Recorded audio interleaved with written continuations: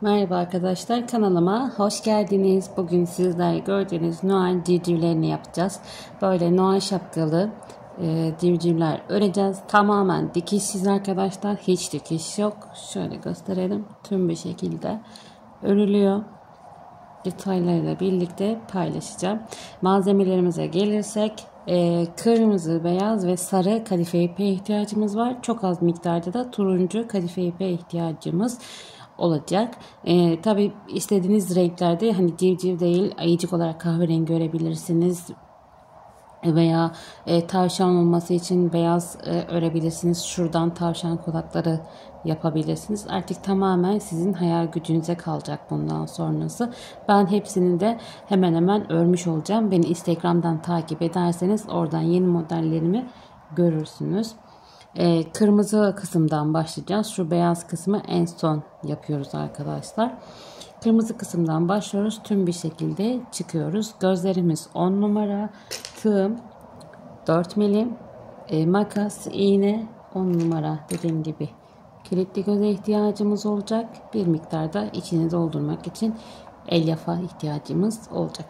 Şimdi eğer hazırsanız yapılışına başlayalım.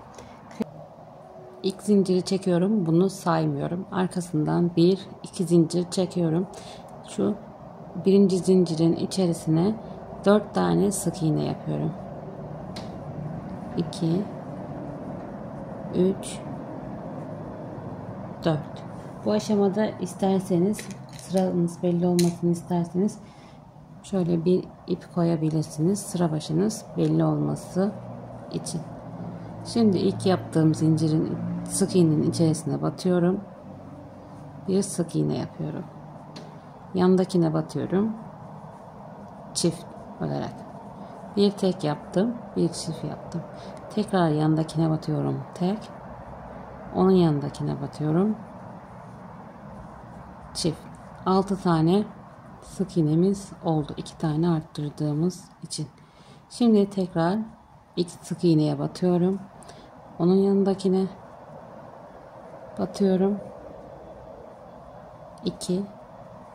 Onun yanındakine batıyorum. Çift olarak. Şimdi yine 2 tane tek örüyorum. 1 2. Onun yanındakine batıyorum. Çift. Bu sırada da 8 tane sık iğnemiz oldu. Şimdi 4. sıradayız. 1 2 3 sık iğne ördüm. Dördüncüye çift batıyorum. 1 2 3 sık iğne ördüm. Dördüncüye çift batıyorum. 8 tane sık iğnemiz vardı. Toplamda 10 sık iğnemiz oldu. Şimdi sıra başındayım. 1 2 3 4 5.'ye çift batıyorum. Devam ediyoruz. 1 2 3 4 5.'ye çift batıyoruz. Bu şekilde her sırada 2 tane arttırma yapmış oldum. Şu ipimi biraz kısaltmak istiyorum. Evet. Toplamda şimdi 12 tane sık iğnemiz var. Bu sırada yine 2 tane arttıracağımız için 14 tane sık iğnemiz olacak arkadaşlar. 1 2 3 4 5 6.'ya çift batıyorum. 1 2 3 4 5 6.'ya çift batıyorum. 14 tane sık iğnemiz oldu. Toplamda bu şekilde 24 tane sık iğne olana kadar arttırma yapacağız arkadaşlar. Şimdi 1 2 3 4 5 sık iğne bir çift batmıştık. 6 sık iğne bir çift batacağız. 7 sık iğne bir çift şeklinde. Toplam ilmek sayımız 24 tane sık iğne olana kadar arttırmalarımıza devam edeceğiz. Kaç kez arttırma yaptığımızı hemen gösteriyorum. Evet arkadaşlar, toplamda 11 sıra örmüş olduk. Bakın 4 sık iğne ile başladık. 4, 6, 8, 10, 12, 14, 16, 18, 20, 22, 24. Toplamda şu an 24 tane sık iğnemiz var. Son sık iğnemi şöyle işlemiyorum. Tığımda 2 ilmeğim de durduyor. Hemen şöyle beyaz ipimi aldım. Bağlıyorum. Ve sık iğnemi beyaz iple tamamladım. Şimdi şu hem beyaz ipimi hem de kırmızı ipimi birlikte yürüteceğim. Burada bu sırada arkadaşlar şöyle göstereyim. Sık iğnemizin 2 kanadı var. Onun tek kanadına batıyoruz. Yani flow dediğimiz işlemi yapıyoruz. Şu tek kanada batarak öreceğiz. Sadece bu sırada öyle örüyorum. Şimdi 1 2 3 4. Şu kırmızı ipimi keseceğim.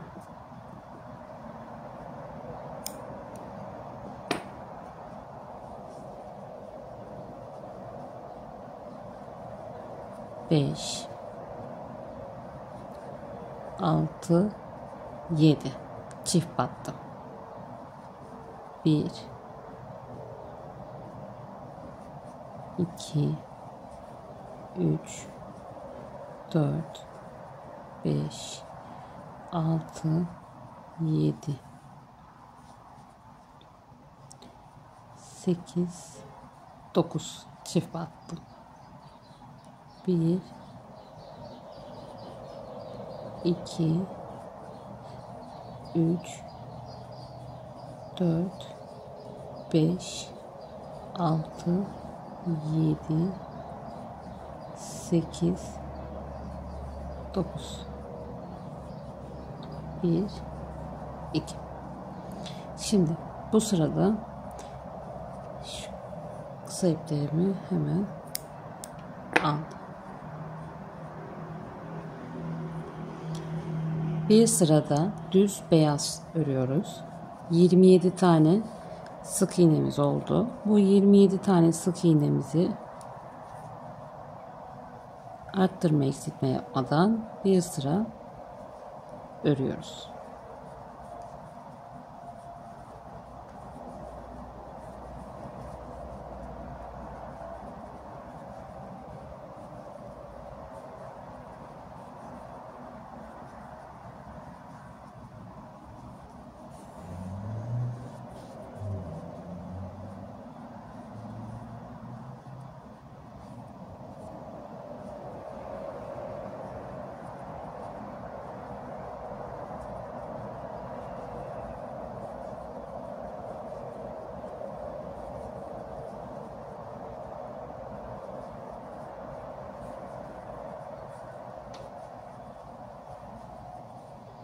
Evet, geldim. Şimdi ilk yaptığım sık iğneye şöyle batıp bir zincirimi çekip ipimi kesiyorum. Bu ipimi içten yürüteceğim. Şimdi sarı kısmımıza geldik arkadaşlar. Geçiyoruz arkadaşlar. Şimdi sarı ipimizi aldık. Şu flow yaptığımız sırada içte kalan ilmeklerimiz vardı. Şimdi burada da o ilmekleri öreceğiz arkadaşlar. Şöyle takıyorum. Zaten şu başlangıç yerimiz belli.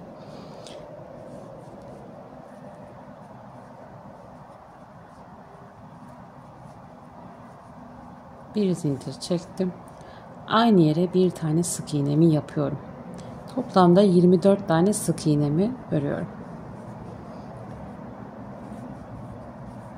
Saymayı unutmayın arkadaşlar. Her birine bir tane battığınız zaman zaten 24 tane sık iğneniz olmuş oluyor.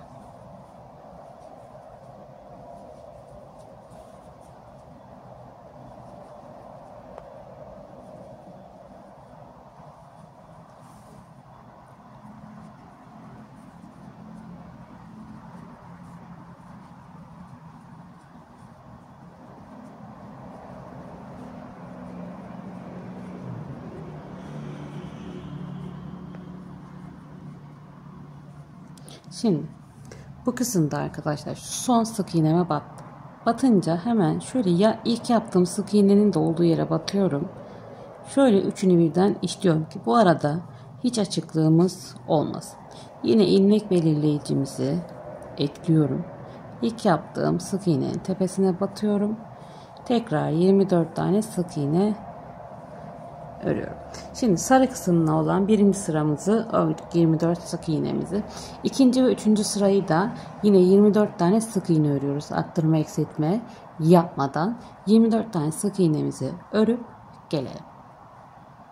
Arkadaşlar 3 sıra sarımızı ördük geldik. Şimdi devam ediyoruz. Bu sırada kollarımızı yapacağız. Şöyle iplerimi de temizliyorum.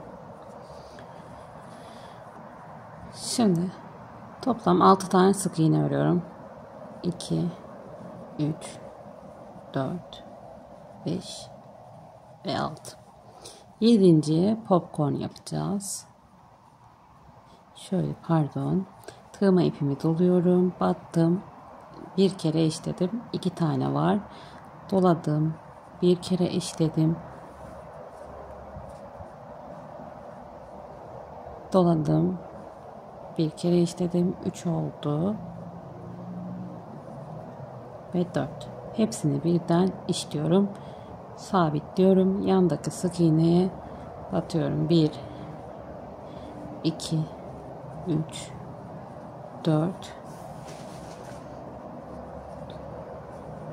5 6 7 8 9 10 tane sık iğne ördüm araya. 6 tane sık iğne, 10 tane sık iğneden sonra tekrardan bir popcorn çalışması yapıyoruz. 2 3 4. Hepsini birden işliyorum, sabitliyorum. Yandaki sık iğneye batıyorum. 1 sık iğne örmüş oldum.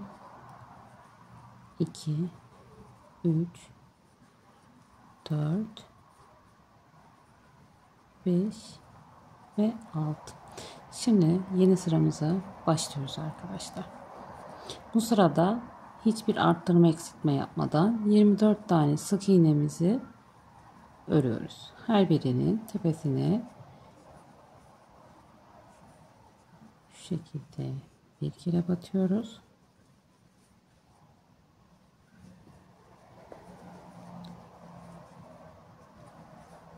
Evet. Şu an sarı kısmın 1 2 3 4 5. sırasındayım.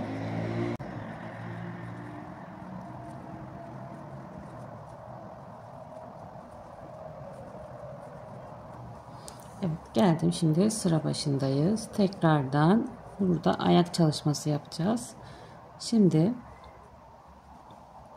1 2 3 4 5 6 7 8 tane sık iğne ördüm.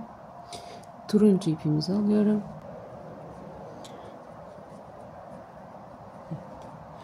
Şimdi turuncuyla tığıma doladım.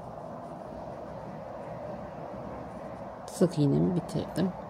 Yandaki sık iğneyi popcorn çalışması yapıyorum. 2 3 4. Hepsini birden işliyorum. Sarı iple sabitliyorum.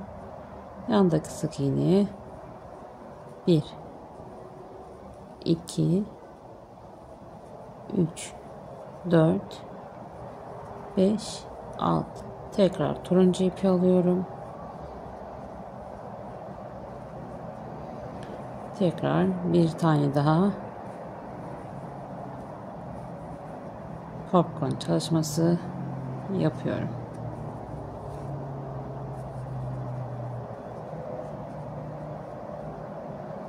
Turuncu ipimi biraz yürüteceğim. Geri kalan ilmeklerimi örüyorum. 2 3 4. Turuncu ipimi kesiyorum.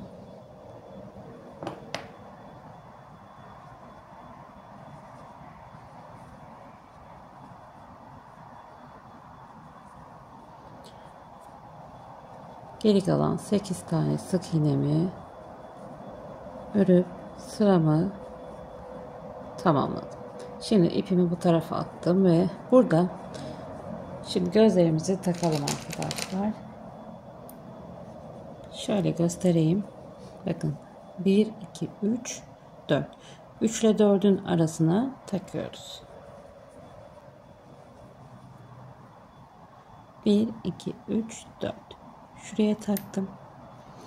1 2 3 boşluk bıraktım. Dördüncüsüne takıyorum. Şimdi bu sırada eksiltmeye başlayacağız. Ondan önce biraz elyaf dolduralım. Elyafımızı da arkadaşlar şapkanın çok uç kısmına kadar götürmüyoruz. Şapkamızın uç kısmı şöyle dursun diye. Şöyle şu kısma kadar. Şöyle hemen göstereyim.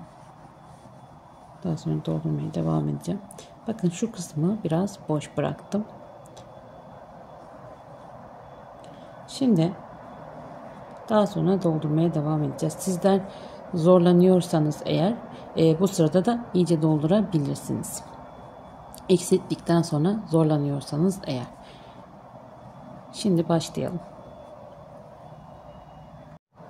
Evet arkadaşlar, şimdi geldik eksiltme sıramızdayız. Şimdi burada bir sık iğne örüyorum. Bir sık iğne kesiyoruz. Bir sık iğne örüyorum. Bir sık iğneyi yandakiyle birlikte örüp kesiyoruz. Bir sık iğne ördüm. Diğer sık iğneyi yandakiyle birlikte örüp kesiyorum. Bir tane ördüm. Yandakiyle birlikte örüp kesiyorum. Şimdi 24 tane sık iğnemiz vardı. Sıra sonuna kadar devam ediyoruz. Toplamda 16 tane sık iğnemiz oluyor. Evet, geldim sıra sonuna, 16 tane sık iğnemiz var. Şimdi bu sırada hepsinde kesme işlemi yapacağız. Her sık iğnede. Hepsini şöyle birlikte alacağız arkadaşlar.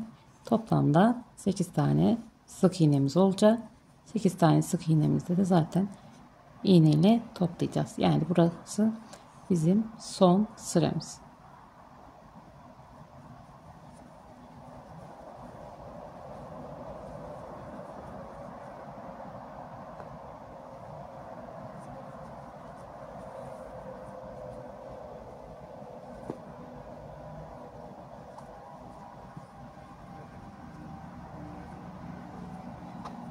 Evet.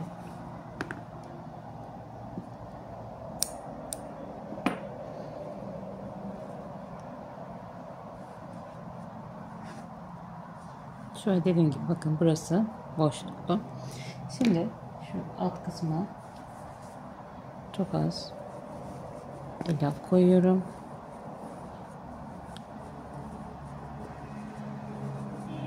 Burayı toplayacağız. Şimdi şu üst kısmındaki beyazlığı yapalım.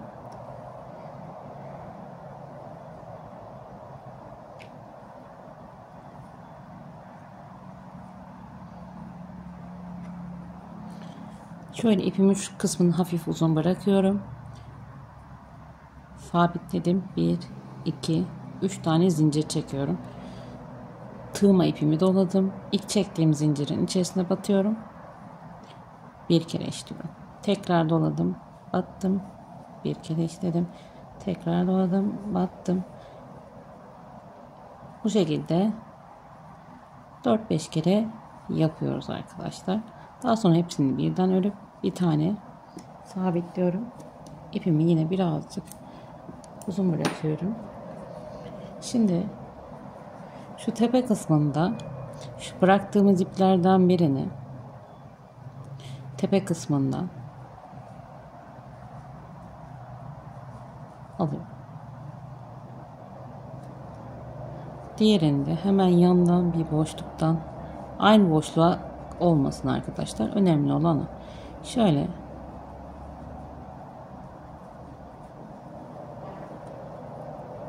birkaç kere de bağlıyorum. Biraz kesip geri kalanını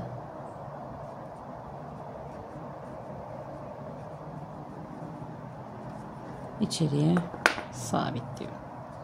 Bak, zaten buradan çektirme yaptığımız için şöyle hafif yamuluyor şapkamız. Şimdi hemen turuncu ipimizle bir de gagamızı yapalım. Şöyle bir miktar turuncu ipimizi aldık. Şuradan batıyor. İğneyle de yapabilirsiniz. Böyle benim gibi tığla da yapabilirsiniz. Sonra şuradan da batıyorum. Göze çok yaklaşmadan.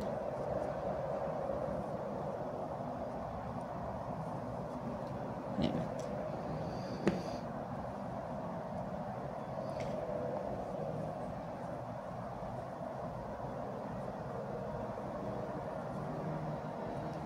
Yine uzun iplerimizi kesiyoruz.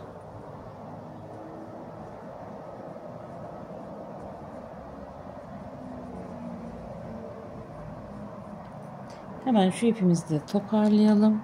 Ürünümüzü bitirelim. Evet. Şöyle kalın bir iğneyle ipimizi takıyoruz. Sık iğnelerin şöyle tek kanadını alıyoruz. Yine flu olan kısımları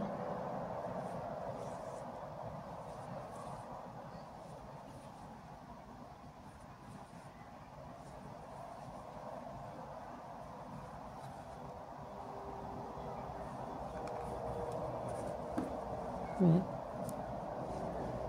sabitliyoruz.